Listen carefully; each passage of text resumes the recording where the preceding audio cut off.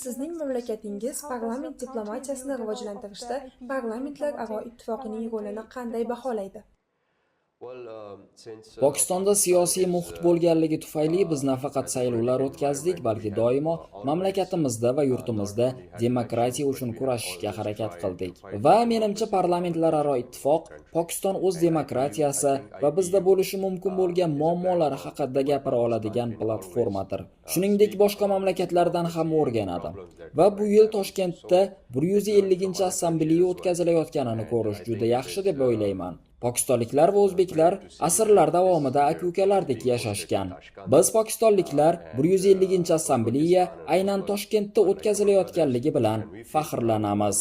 Aytganimdek, biz bu yerda bo'lganimizdan beri hamkasblarimiz bilan uchrashdik. Senat raisimiz ham bu yerda va biz bu yerdagi Qonunchilik palatasi spikeri va senat raisi bilan uchrashish imkoniga ega bo'ldik. Biz ikki mamlakat parlament a'zolari qanday hamkorlik qilishi va muloqot qilishi mumkinligi haqida gaplashdik. Sizga aytganimdek, ikki tomonda ham do'stlik guruhlarini tashkil qildik.